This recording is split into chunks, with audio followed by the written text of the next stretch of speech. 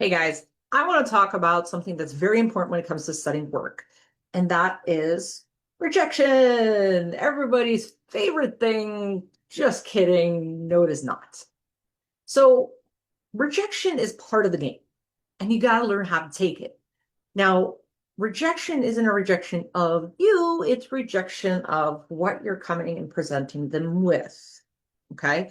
So the biggest thing is making sure that we don't take it personal. You're going to get a lot of no's. It's how it happens.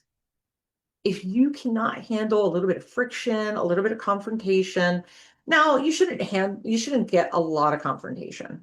You'll get a lot of no's or no thank you, people hanging up, things like that, especially if you're doing a lot of outbound that they don't really know a whole lot, but they just fill out for information, things that are very generic.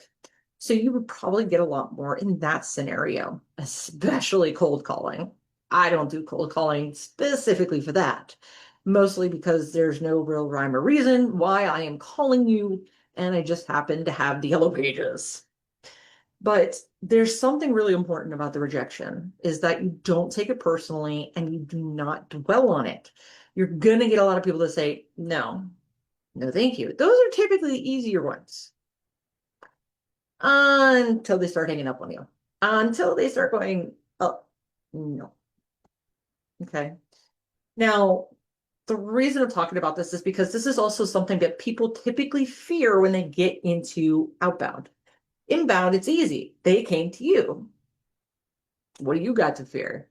If they're not there, it's their fault, not mine, right? Well, when you're doing the outbound, you have to have thick skin to do it and understanding that it's nothing personal. And in fact, it's not even that scary because now you can actually get a better idea of why they say no. Because you can say, hey, are you looking into doing this? No, not really. Oh, okay. I didn't know that. Thank you so much for letting me know. And I'll make sure to go ahead and put that on file for you. Right? Now, actually put it on file. If you're going to tell them you're putting it on file, you put it on file. Okay. Um, but at the same time, don't also accept the first no you get as well. Because if you're like, okay, here's a perfect example. I was calling this one person. I said, hey, this is Kristen from ABC office. Is this so and so? Yeah. Well, I just wanted to actually check in because I noticed XYZ. The first thing they said is, I don't want to buy anything. I don't want to give you my credit card. I don't want to buy a thing. Well, in the split second decision, the first thing I was like, how do I respond to this mentally? I mean, it took only a couple seconds for me to actually implement what I was going to do. But I was like, how in the world? But I knew I had to also get them off of their defense to get in, to just have this conversation. For me, I ended up having basically a joking conversation where at the end of the day, I was like, thank God you don't want to buy anything. They were like, what are you talking about? Right? I mean, what salesperson comes to you and go, you're not going to buy? Oh my God, thank you. They don't thank you for not buying, right? So when I did it, it's a pattern interrupt. It makes their mind go, wait a minute, something is not normal. What's not normal? It gets them to be more present into the moment as well. Now, remember, when I give you the tips that work for me, it is because of the personality that I have and the demeanor that I have in order to go ahead and pull it off. Do not be surprised if some of these things don't work for you when it is personality based and not talent based. Talent based is more or less of, think of it like objection handling, right? So if they say, well, that's a lot of money compared to what? That's a skill base. You still need to have a certain tone and everything, but 9 out of 10, it's just more or less the words and how to implement specifically versus you got to be quick-witted for some of the things that I did. Now, keep in mind, I only had to do this once. After that, never had to do it again. So the odds of you having to do it first is probably not even good in the first place. And you'll probably find a better way to combat it during your time as a setter. The reason I talk about this though is because you're going to run into these weird situations about rejection. And if you can throw them off their guard a little bit, just enough that they become present in the situation, you might be able to get away with the conversation. Now, I know some of you might be a little too scared. It's like, I don't want to pick up the phone and do this. I don't want to do this. I don't want to interrupt their day. I don't know what they're doing. Well, you're right. You don't know what they're doing. But if the next person you called gets $1 million just by answering the phone, would you see that as an inconvenience? Would you see that as a reason not to call them? No. You'd actually then probably find it pretty funny on how many people say no thank you and just hang up. Because you're like, dude, I'm trying to give you money. I can't even give you money. Right? But that's the really interesting thing about what we do is just having to reframe our mind to get us into that spot. Okay. So I want you to also understand outbound isn't a bad thing. Now, I'm sure plenty of you that are already watching this, you've already done some type of outbound. Now, you will get different responses when it comes to like cold calling, telemarketing, compared to outbound sales in which they've already showed some form of interest. Okay.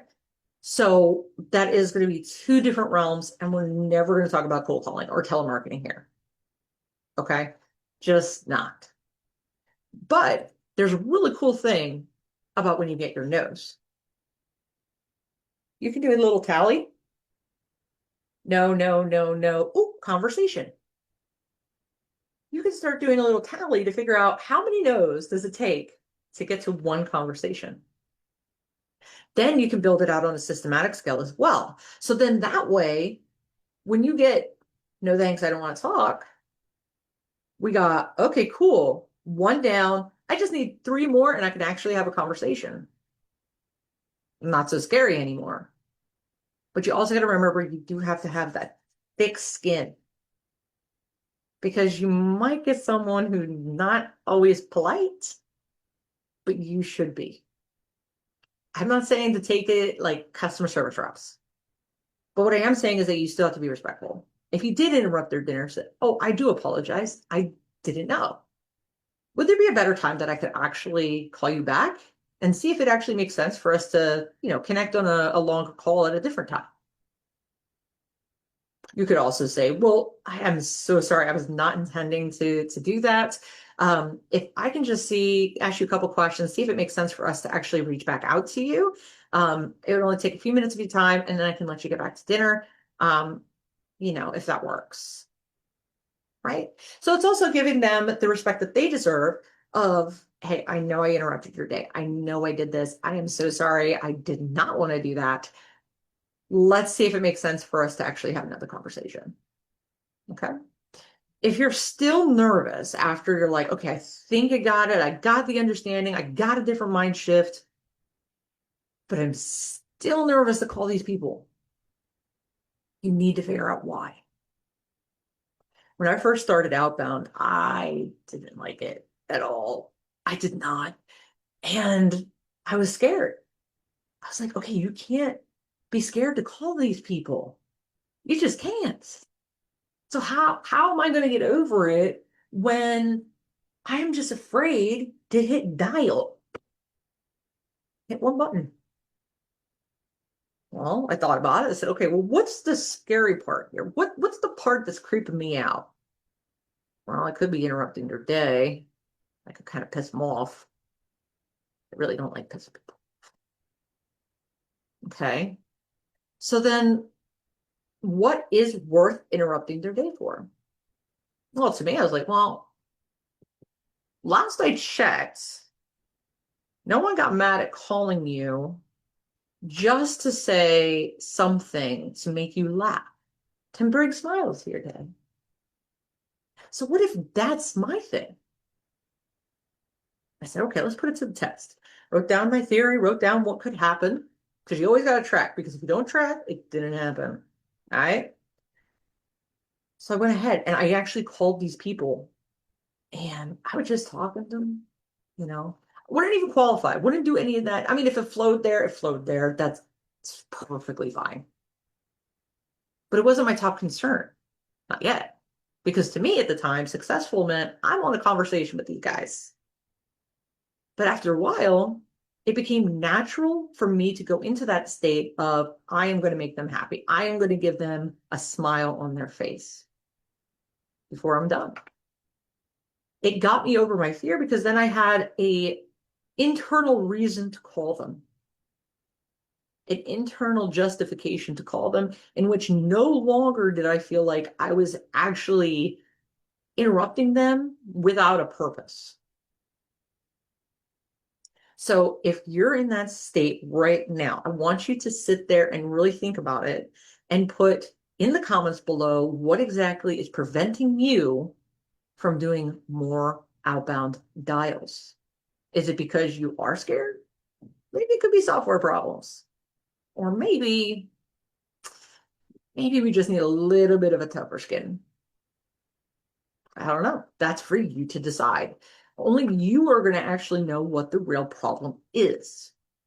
So with that, if you want some help trying to figure it out, you can put that into the comments below as well. We can go ahead and see if we can help you out with that. So then that way we can help you unlock your outbound potential. All right, guys, let's keep crushing it. And I'm looking forward to seeing some more success.